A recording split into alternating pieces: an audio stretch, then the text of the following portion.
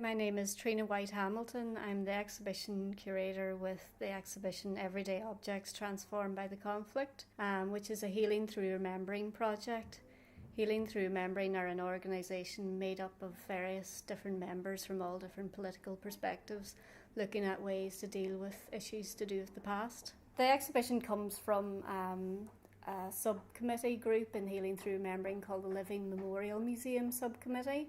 And they've been in operation for a number of years, but they've carried out a number of different types of projects to look at whether or not there should be a living memorial museum, and if there was a living memorial museum to the conflict, what kind of objects would be in it, and what would be written about the objects. What is it the right time for such a museum? Should there not be a museum of that kind at all?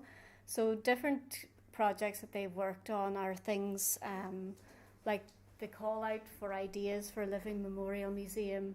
They've done a number of trips to places like Berlin to see how they've dealt with conflict issues in museums, and also they carried out an artefacts audit to find out if there was a museum, is there actually objects that would go into the museum, and they find that there is over 250,000 objects out there in about 85 different collections, not just in Northern Ireland but throughout the UK and the Republic of Ireland as well.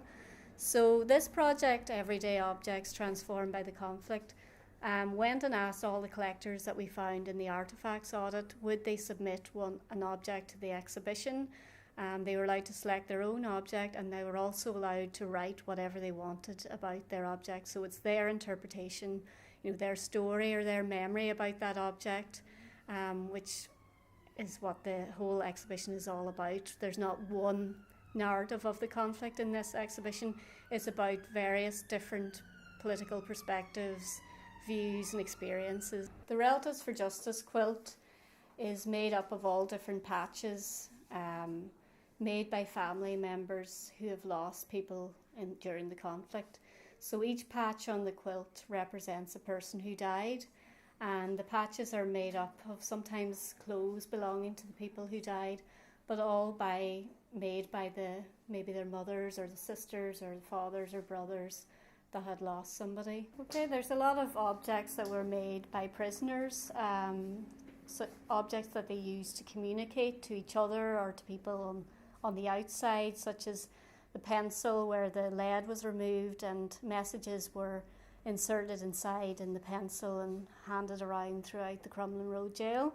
Also we have objects that prisoners made, such as handicrafts, maybe tobacco tins. They also wrote lots of poems and songs that they used to campaign for, such as the protest song from Francie Brawley, and also the Captive Verses poetry book, which was made by loyalist prisoners, and that was used to raise money for their campaigns on the outside. Yes, there's lots of very ordinary objects in the exhibition, such as the bin lids, which a lot of people would remember were used mainly in nationalist areas by women, and they were hit on the ground as a sort of a warning system to let people know that the British Army was in the area. This project is part of engaging people and initiating conversations about whether or not there should be a living memorial museum, and if so, what are people's ideas and views on that. So we have a large feedback area in the exhibition, and we're hoping that people will tell us their ideas, engage with us here in the gallery space, and let us know what their ideas are for the exhibition, and whether or not they have their own stories that they'd like to contribute as well. And if they do, we have an online website and we can add stories to that all the time.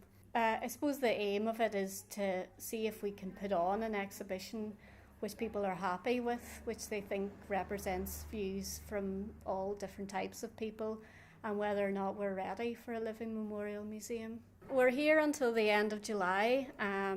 If you look up our website, healingthroughremembering.org, you'll find out all the details of our opening times. But the exhibition will be changing throughout the summer, and we'll be bringing in new objects and taking away some of the other objects. So if you want to come in a couple of times, the objects on display will all be different, and hopefully there's stories there that you'll be able to relate to.